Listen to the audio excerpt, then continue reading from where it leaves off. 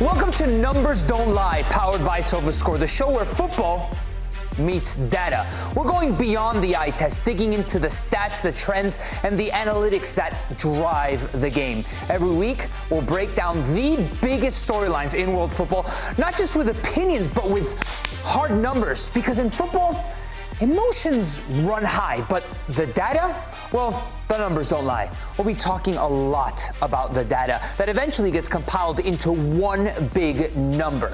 That's the Sofascore rating. Well, what's that? Here's an explainer. Sofascore rating, a single number encapsulating all of the players' performance stats.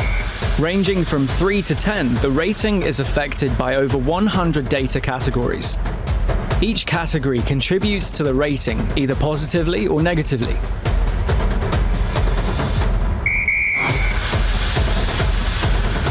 There are also things that the rating is immune to, such as players' previous stats, gravity of the match, or any human input whatsoever. 10 is the number of minutes of play needed to generate the first ratings. Each player starts with a 6.5 rating, and that number is updated 60 times during and after the match. Currently, there are 200 competitions with players' ratings available. Among the millions of ratings calculated so far, the most common one is 6.8. And the least common one, received on only 4 occasions, is 3.3. A pretty rare sight is a perfect 10. Just 1 in 3,000 performances receives it. Unless you're Messi, then it's 1 in 12. Well, leave it up to Leo Messi to break all the stats in the books. But beyond Leo Messi, we've got another perfect 10 in the house. Mr. JayDee Dyer, that's here on this adventure with me. What's up, bro? My brother, look, I'm enjoying this. I love the intro, I love the theme song, I love everything, because as you go on this journey with me, Nico, of Numbers Don't Lie, I need you to understand one thing. Opinions are, of course, encouraged. Narratives are a part of the game. But Nico, as I said to you, my grandma's favorite phrase is, men lie, women lie, but numbers don't. So you ready to dive in? There you go. Yeah, absolutely. I'm ready to dive into absolutely everything we have to look into the numbers, specifically today about this Manchester United, Manchester City matchup in the derby. City just blew United out of the water at home. I just think Erling Haaland has now cemented himself as one of the greatest nines in this fixtures, because when we dive into the numbers, you can see it, and I want to bring you straight away to this one. Yes, these are the number of games that these strikers have played in terms of Manchester derbies in the Premier League, and look what Erling Haaland is already. Top of the list, 8 goals in this fixture, making it his own. I mean, look, I've run out of superlatives describing this guy. I don't even want to try to defend against this guy. But what we can do is look into why he's so special in this by diving into those same numbers. Because when you're in the conversations with your Rooneys, your Agueros, your Fodens and your Cantonars, you're doing something right, Nico, right? Yeah, I mean, absolutely. And at the rate that this guy is doing it, he's played 3 games outside of the Premier League, 3 Manchester derbies outside of the Premier League. It was a tie in the FA Cup and then in the Community Shield. So that's now 9 games.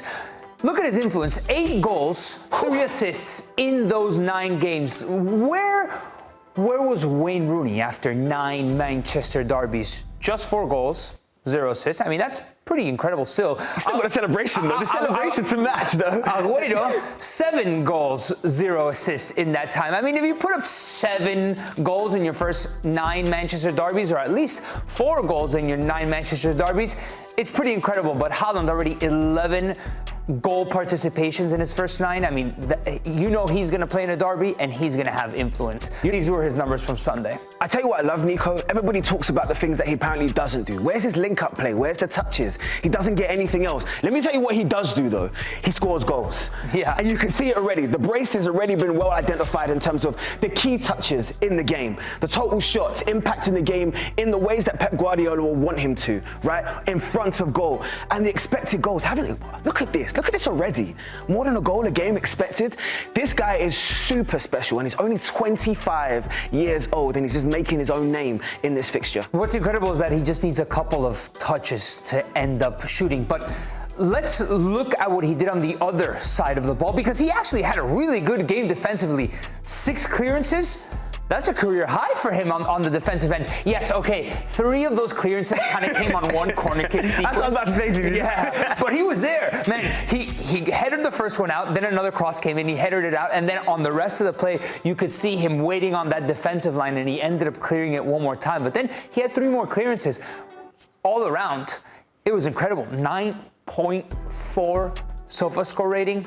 I mean, that's pretty incredible. Especially now you understand how rare it is to get a 10. That shows you how good he was in this game. But when you dive into where he looks in terms of the rankings across the top 5 leagues in Europe, you start realizing second in terms of goals since arriving at City. Of course, the goals per games, we already know in terms of what he's going to do in terms of the minutes and the touches. We talk about it all the time. How clinical can your number 9 be? And he's proven it over and over again. Yeah. Nico, you're a connoisseur when it comes to the games. I'll give you one guess for who's ahead of him in terms of these top 5 ratings. Yeah, this feels like a Kylian Mbappe stat where you've got more than 129 goals and you've got less minutes per goal, right? It's a better ratio, but you're absolutely spot on about 25.7 touches per goal. He's the best, most efficient player in those top 5 European leagues. I mean, what Erling Haaland does, you ran out of superlatives? Yeah, because it is superlatives. It's him and nobody else in this expertise level. We should just quote his manager, the best striker in world football, he says. Because when he does actually look at it in terms of, from the 15-16 season, look at the quality of strikers, first of all, forwards that are on this list. You're talking about all of those will probably go into the Hall of Fame. Question mark over Alexander Isak, but he's already cemented himself in what he can do in the Premier League. 93 minutes, that's all it takes for him to do this damage? Man, the 93 minutes? Right, and that's well clear of second place Kun Agüero. I mean, man, I can't believe it, because the first season you say, all right, it was, but if you wanted to say it was a fluke, right? But he just did it again. And again. But you need some help, right? Come on, man. This game is about 1-2 punches. You've already seen it in the world of sports, right? You got Nico and JayDee, you've seen MJ and Pippen, and you know who Erling Haaland's running mate is. It's the man that's just from up the road in Stockport. And I love the smile, because he's got this cheeky smile he's had since about 17 years old, but he seems to be growing again. We've seen the question marks over his form, Nico. Are you seeing the best version of Phil Foden again now? Yeah, perhaps, because listen, he needs to provide for Haaland. Haaland had a provider for the last couple of seasons in Kevin De Bruyne, and at times also when KDB was out, it was Julian Alvarez. So you saw in all competitions 2 seasons ago, he was on the ball, a lot of touches, goals and assists. But last season is where the questions were. Look how much that influence drops, right? Much less touches per game. He's obviously getting much less minutes per game, but he wasn't scoring as much, he wasn't assisting as much. I like it. You know why I like it? Because you're seeing and talking about the adaptation of his game. This right here was when he broke out. We spoke about it in terms of the tactical discipline, him having an opportunity now to move into the central area because of the injuries to Kevin De Bruyne. This is the best version of Phil Foden. This is the under-17s England Phil Foden. This is the guy that breaks out and shows everybody I can be one of the best players in the world. If you then bring it down to what he did on Sunday against Manchester United, now you're understanding as to why he's able to impact the game again. Exactly. He's playing in the right areas. So look at the similarities from the one game, if you will. We got one game versus the average from 2 seasons ago, right? Just as much touches. He's coming into contact with the ball. He's taking people on. How many times last season was he receive, pass lateral, receive, pass lateral? I know Nico hates that. Incisive. Nico hates that type of football so badly. You hate it when you see the side and lateral pass, especially for a player with disability, right? This is what you want to see. You want to see a player that's going to be impacting the game. What do you see in terms of a tactical tweak? Have you seen more in terms of maybe the air from Pep? Yeah, listen, in this one big game, perhaps it's a little bit different, but here are your heat maps from 2 seasons ago and last season. You see last season that the area of influence drops off significantly, especially inside of the box. Look how hot it was over there, and look how here, really, there's very little incisiveness in the box. And that's what you want to see. You want to see Phil Foden taking players on. He's touching the ball all over the field back there. Look at his own half. Look at the attacking half in several areas. He's going all the way out left. Let's take a look at what happened this weekend against Manchester United, because I'm just curious. All right, he's dropping a little bit deeper. This is his average position. But look at where he's most in contact with the ball. Sure, a little bit on the left, a little bit in the attacking half. Perhaps this is a result of what Manchester United offered in the game, that he was coming dropping deep. Perhaps. But perhaps it's also an evolution of Phil Foden, of being that person that starts to dictate play a little bit and provide for a guy like Haaland. We talk about evolution, right? You talk about players that now have to break out. We talk about this new revamp of a Pep squad. And a player that's got some question marks and maybe a little bit of pressure on him this year is Jeremy Doku, because I love this guy, Nico. You talk about an old school wing. I'm talking like your Ian Robbins, your Damien Duff, someone that's going to get down and dribble at you all day long. And it felt like for the first time in a long while, we saw Jeremy Doku say to himself, I'm going to take this game by the scruff of the neck. This is my way of impacting it. Right. And look at the expected assists. Look at the big chances created, the assists already in the game. When you think about Foden on one side, Doku on the other, and of course Erling Haaland through the middle, this is the big three. This is the new big three at Manchester City. Did you like his impact on Sunday? I did, because of the responsibility of his role in a big game and the final product as well. 2 assists, that's pretty incredible. One of his best games for Manchester City in that regard. But the key passes again, times fouled. You know what I loved? I loved in his own axis, the whoop, the turn the other way and getting fouled and getting brought down. He has this air of unpredictability that is really good. So on one side, when you do have a guy like Jeremy Doku, who maybe like in a bolt of lightning can you know, have you not seen those memes of him running like a lizard? He's got that, and I think that gives you a lot more that unpredictability. Is he going to go left? Is he going to go right? Is he going to pop out behind? And then you have Foden on the other side trying to dictate play and strike those combinations. It's incredible to see. I mean, he's been good. He's been good. You look at all the other players that from open play where he's been providing more assists than Bernardo Silva. Obviously, then Rodri was injured for a really long time, but Foden, Savinho, the only person is Kevin De Bruyne that provided more open play assists. And that tells you, because when you start being in the category of someone who's been one of the best assist layers in the Premier League history as Kevin De Bruyne is, I'll tell you the one thing that did raise an eyebrow to Mateus Nunes? Yeah. Okay. Yeah. Talk about the makeshift right back now. It's still impacting the game from his position. Typical Pep though, right? Yeah. Overload the midfield. Everybody gets a touch. But that really does showcase who Jeremy Doku is. But Nico, I tell you what, the question marks around the Manchester derby wasn't just in terms of what they were going to do in the attacking third. It was always around the goalkeeper. Yeah.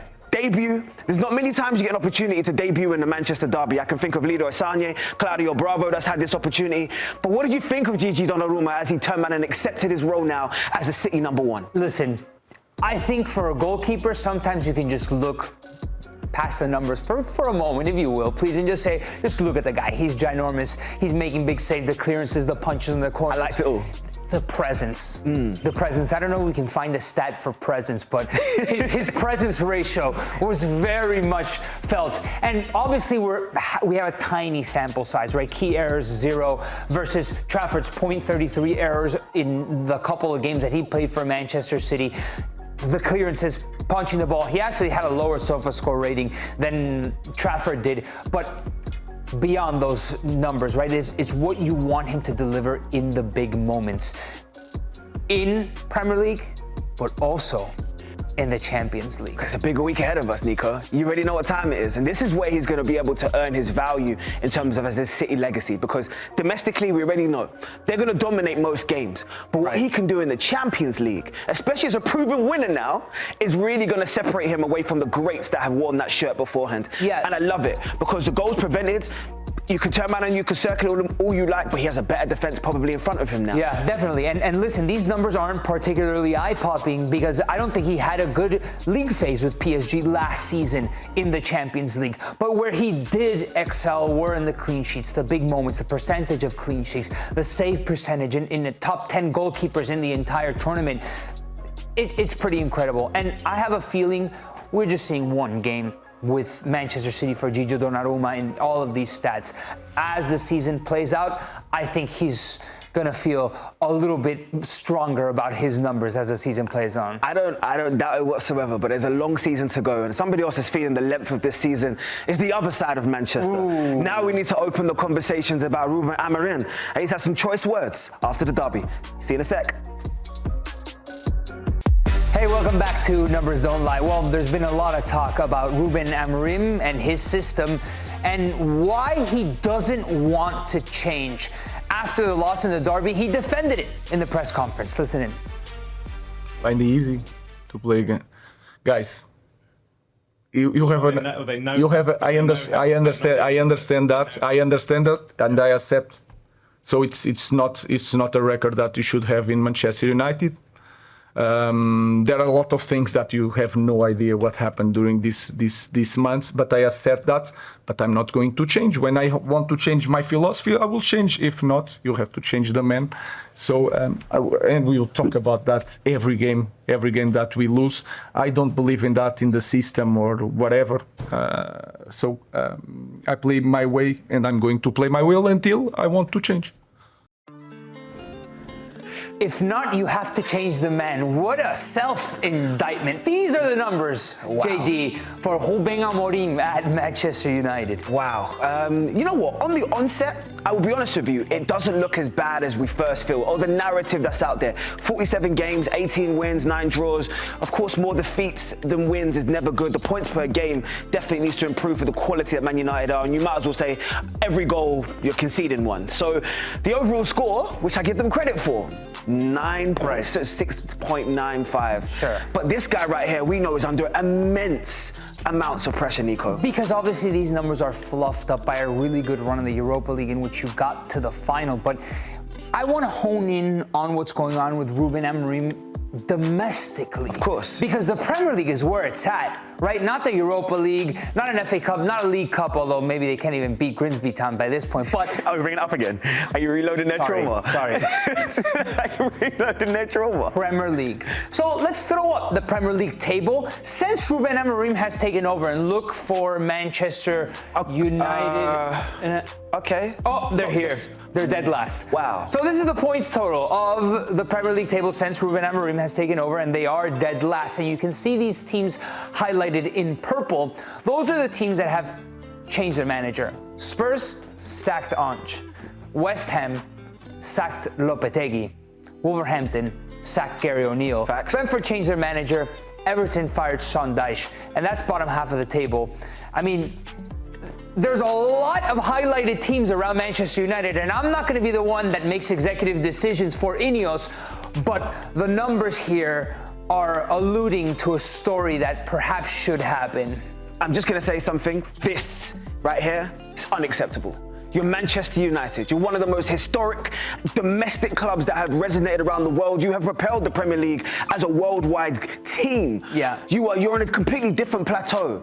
I've said it a number of times, football would not be where it is if it wasn't for Manchester United. And when you start thinking about managers with 25 plus games and you start looking at the points per game ratio, Nico, this is where we start to raise some eyebrows, because if we haven't got our older audience that we're talking to, they're thinking, well, who are these managers? Nico, how many of these were post-war? How many of these were pre-war? So the only managers that he's better than, they're all pre-war.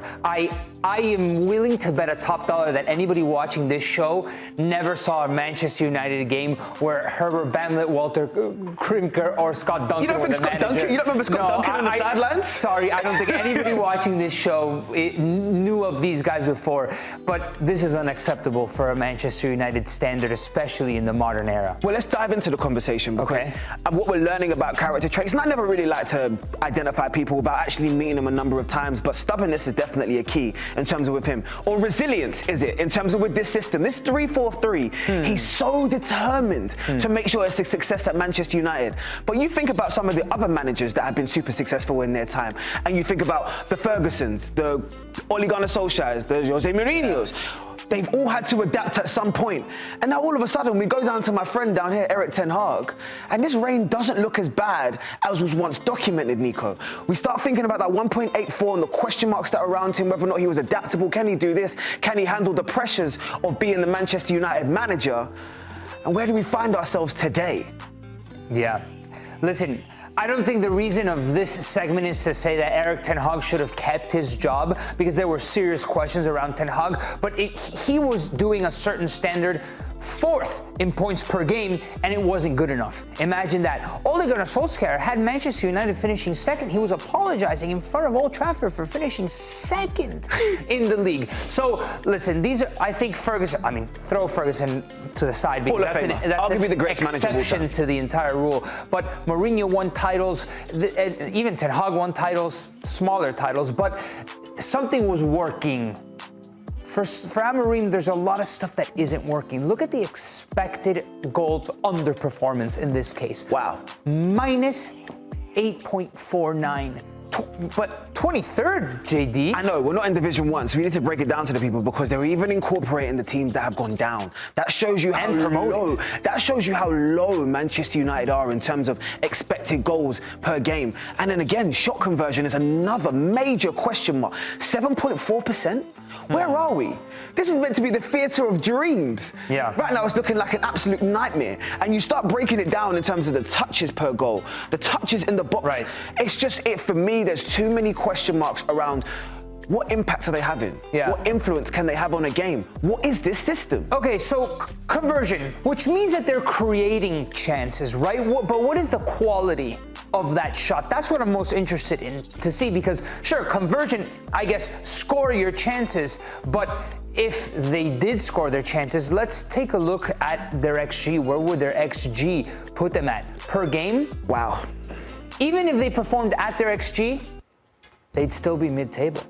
It's not good enough. It's not good enough. You look at all of these things, these are the differential points that's going to separate the teams that are contending, the teams that want to be pushing into European competitions, and the teams, as you said, Nico, that are going to end up mid-table.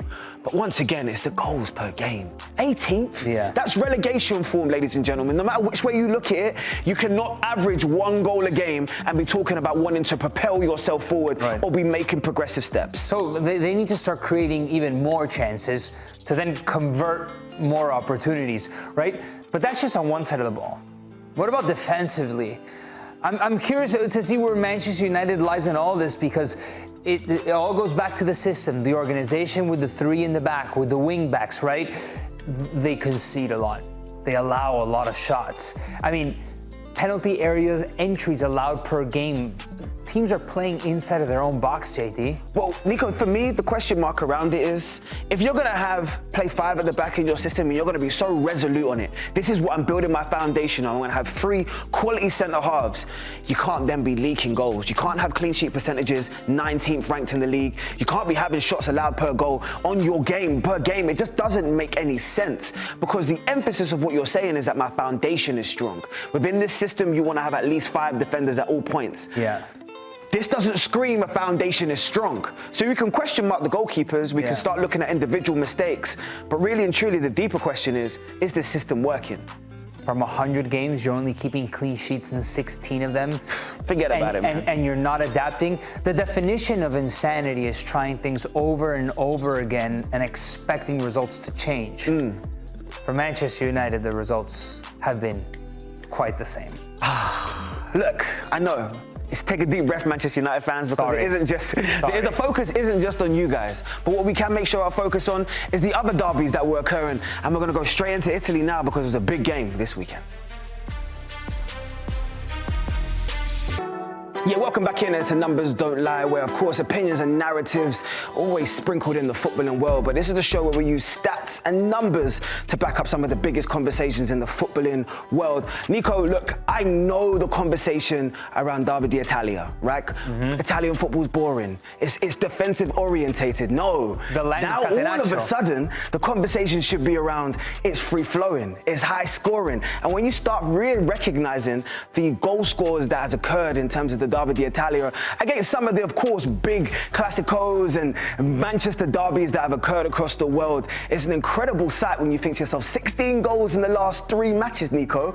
Derby d'Italia might be the most exciting game of football. Yeah, listen, we had 2 firework games recently out of the last 3 where Juve have really made themselves feel like the dominant force in this derby. Only El Clasico in the last 3 iterations beats Derby d'Italia. I'm loving the conversation because when we actually dive into the actual numbers of what's actually occurring, the 4-4 was iconic. Yeah, the 1-0 even was a great game of football. But this 4-3, it felt like, Nico, something different had occurred. Yeah, I mean, there was something different happening. There were so many shots from outside of the box, they just started going, hey, you know what? This is the long-distance banger derby. Because everyone was just shooting from outside of the box. In fact, so far this season, we got 3 of the 5 furthest Serie A goals. Obviously, the winner in Adžić, but Yıldız and Çalhanoğlu also contributed. when you start breaking it down, though, this Adžić goal, we were doing it in the break, and I know you guys didn't get an opportunity to see this, but show me the technique again. No backlift, right? Like, not even backlift. Like, he didn't even, like, if you need, like, what is it, 35.2 yards, you need, at least a run-up, a couple of runs. No, not this guy. Home he went. Bang! That's what I need to see. Tom, this summer perhaps could have done better, but it had a lot of power. That was incredible. Without the backlift, he generated a lot of power. But who is this kid? I mean, let's dive into it, because people don't know Nico is an actual connoisseur when it comes to the game. So in our production meeting, you were talking about his journey from Montenegro, right? You were talking about his journey in terms of his market value, but 19 years old, centre midfielder position, already scored on the international level. We've seen what he's done in some European competitions as well. But this guy looks like he wants to be the next guy in Italy. Yeah, definitely. Listen, he was getting a lot of minutes with the Primavera, with Juve's youth system. He came from the Montenegrin league. He was playing for a team that its name translates to the future. The Montenegrin league isn't up there with the top European leagues in the world, not even in Eastern Europe. So he made the move. He had that quality. And now at Juve, he's starting to make a name for himself. He's very young and he already had an impact in Derby d'Italia. You know why I love this show? More than anything, we dive into the deeper stats, right? So when you start looking at Igor Tudor's systems and what he's actually done, this looks like it's a theme though. It doesn't look like it's a one-off, because you start thinking about, under Thiago Motta, it was one thing. Touches inside of the box were clearly a thing. Touches shots outside of the box were clearly another thing. But when you start recognizing how many percentage of shots outside of the box Tudor's obviously encouraging his team to do, you start thinking to yourself, okay, this is really a theme of Juventus and what they want to do going forward. Yeah, and it's the conversion of those chances from outside of the box. Look how much that number grows from 14.3%, the percent of goals from outside the box, to 22.6%. Listen, Thiago Motta is a very modern manager. It felt like sometimes he wanted to walk the ball into the goal, right? Passes to death. Those triangles, those combinations, but sometimes Igor Tudor wants to simplify things. If there's a team that's sitting in a low block, instead of trying to break it down, he's encouraging that. Take shots from distance, take shots from distance. You see that backline drop off, boom. And I mean, it's not just Adžić, right?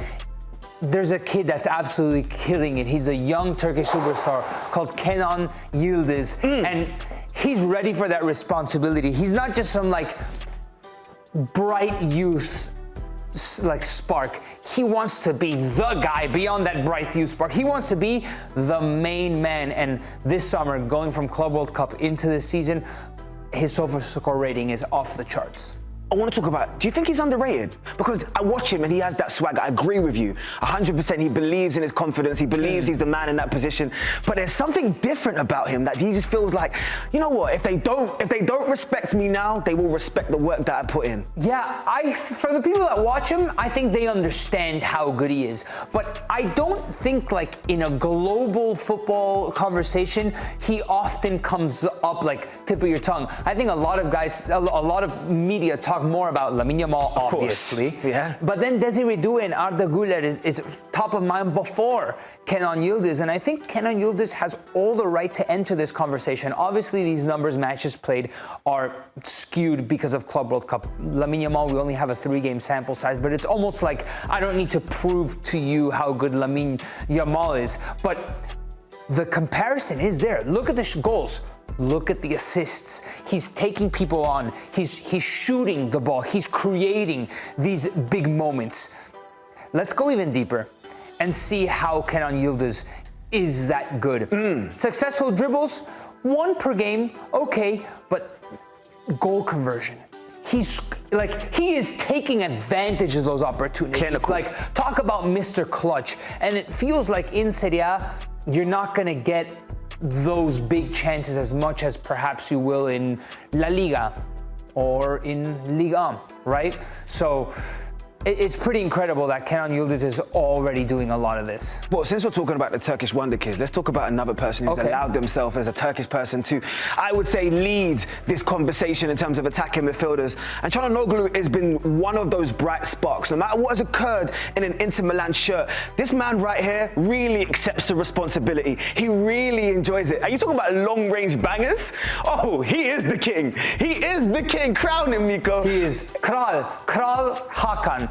King Hakan in Turkish. Telling you. Yeah, I mean, this guy mastered the craft of shooting from long distance, but it's ironic because this guy was more out than in at the beginning of the season, right? With the whole controversy after the elimination at Club World Cup. I mean, the game against Juve, even though they lost, was his best performance in a Sofascore rating. I just love the average Sofascore rating down here, 7.38. When you start thinking about what we said at the beginning of the show now, how hard a 10 is to get, this guy really does perform over and over again. And you used it earlier, clutch. When the big games occur, oh, you know Hakan's gonna turn up, right? As you said, would you say? Crown him. Kral Hakan. Kral Hakan. I mean, he's so good.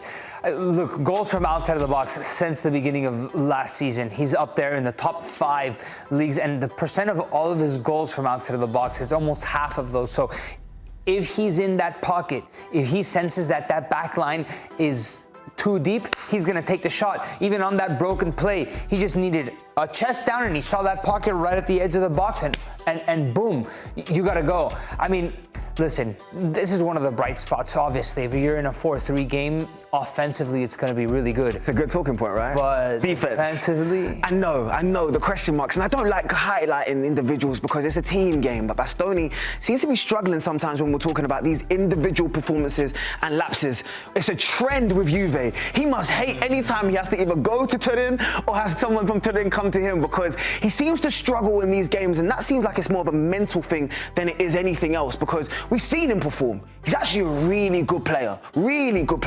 But why do you feel like he's consistently struggling against Juventus? Yeah, it's the big game, right? It's when you're asked to deliver, and I rate Bastoni. So do I. I take him on my team, you know, but against Juve, it just seems to not be there, even in the red.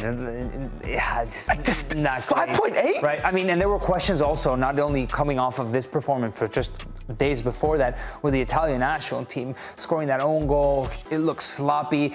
Now there are questions. It feels like he's going to be under pressure to deliver now defensively for Inter this season. So do you think there's more pressure in terms of when you think about pressure? The individual's one thing, but let's talk about the coaching as well. Christian Cage, it's a big shoes to step into, Inzaghi's shoes. Massive shoes to step into.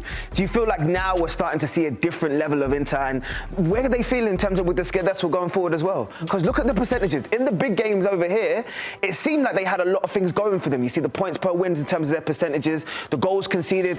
It just seems like there's a struggle when the big games come down to it. There's a lot more shots that's being allowed on goals. The entries into the penalty area is another cause for concern.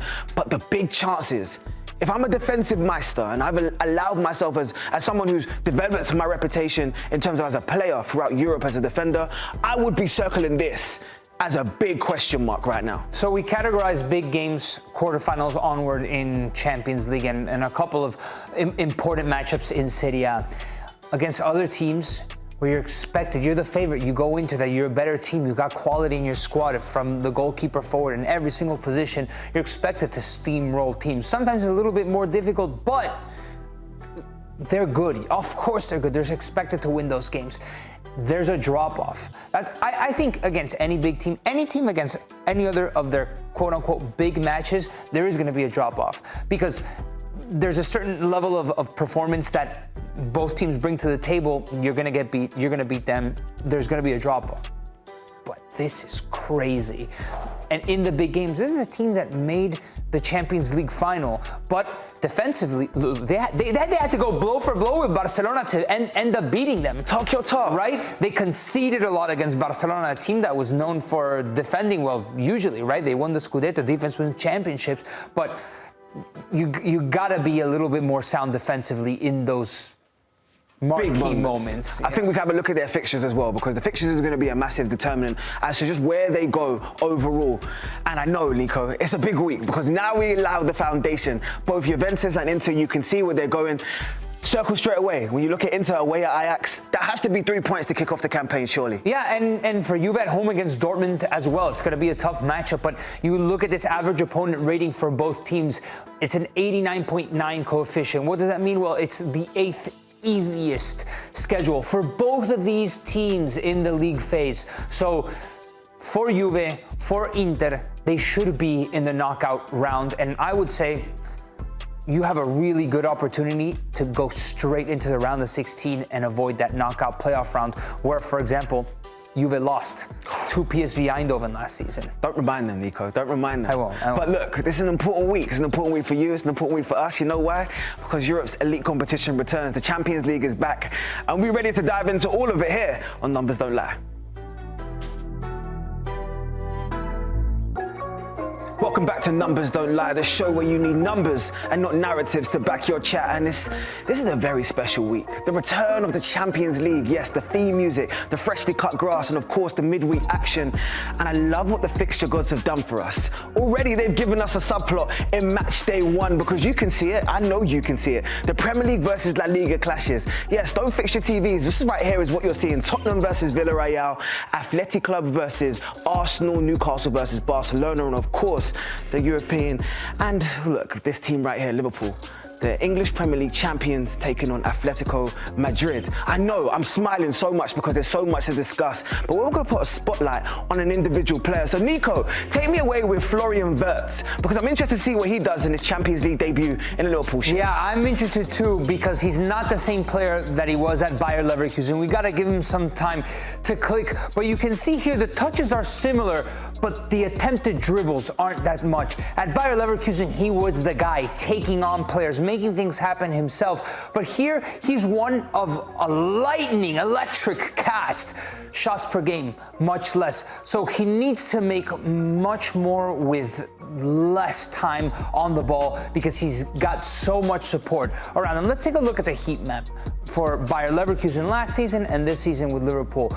Look, again, inside of the box is where I want to focus on because it's not as hot as it was against Bayer Leverkusen. He's obviously drifting in that zone. His area of influence has dropped a little bit deeper. So he's going to need some help from his teammates, obviously. He needs to be incisive again. He's got to be the guy in the seldom moments that he has. But it's not just him. He's going to have another big guy alongside him, and that's Alexander Isak, which we would imagine it's going to be his debut this midweek in Champions League. He's got 6 matches, only a goal. Remember, that's the last time that Newcastle was in that Champions League, in that group of death where they finished dead last. So for Alexander Isak, this is going to be a really, really big moment. JD, the anticipation, it's all brewing for an epic night between Atletico Madrid and Liverpool. I'll tell you what else is brewing, the relationship between Athletic Club and Arsenal. When you look at Athletic Club's relationship against English clubs, you can see they played against all of the big teams. Your Manchester United, your Liverpools, your Man Cities, Southampton, Aston Villa and Newcastle even squeezed in there. And their record isn't actually too bad. But when you look a little bit deeper into how these two clubs are intertwined, you start recognizing in the Basque region.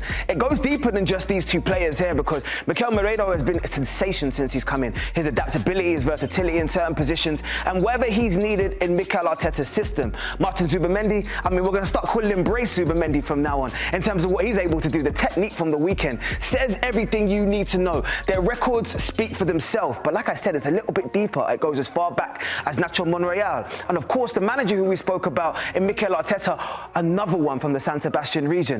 I'm loving the relationship, I'm loving everything you do, but what's the foundation of Arsenal, especially in the Champions League? It's defense. They built their whole foundation on what can we do to stop you? Right here you see it, top 5 leagues across Europe, Arsenal's defense for 24-25. Goals conceded per game, less than a goal a game. That's what I'm talking about in terms of energy. Shots allowed, you see the pride that each one of them takes in terms of making sure there's no shots on David Raya's goal. The big chances allowed per game, of course, limiting elite teams to only 1 chance. That tells me everything you need to know about how this team sees themselves, and it's crowned off, of course, by clean sheets.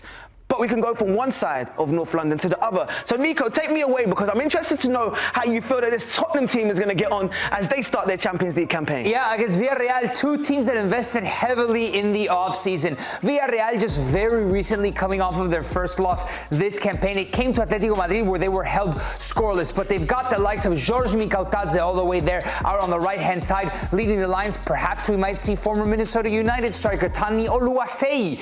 But Tottenham Hotspur, I mean, Xavi Simons, Mohamed Kudus, Randall Colomwani, an emphatic 3-0 win over West Ham United in the Premier League. So they're riding in high form. That 1 loss to Bournemouth, and Villarreal, was it a blimp? On the radar that they lost to Atletico Madrid. Atletico Madrid also needed that win, but Villarreal, it felt like they stumbled. Perhaps they're going to want to get right back onto the horse against Tottenham Hotspur. So big game for both Villarreal and Tottenham Hotspur, two new look teams. Talking of big games though, Nico, it doesn't get any bigger than this. We already know in terms of what Barcelona are going to do with Yamal and without Yamal. It's proven over the last couple of years, since July 2023. The matches speak for themselves. I love this though, because we talk about it all the time. Availability is the best ability, so you know Yamal is always there when necessary. But the points per game, even the entries into the penalty area and the shots, show there is a slight difference. A little bit. When Barcelona don't have him. Yeah. Now, we both watched the game on the weekend because we were on the same call together, so we know that this is a fluid team. They got depth for days, but I'm interested to see how they enjoy this occasion down in Tyneside. Yeah, and St. James's Park is going to be rocking, right? I remember a match day one at St. James's Park from 1997. El Tino Asprilla. Ah, I like that. Hat-trick against Barcelona. It was a 3-2 result in favor of Newcastle, so they're going to want to replicate that just a little bit, those forwards, those attackers.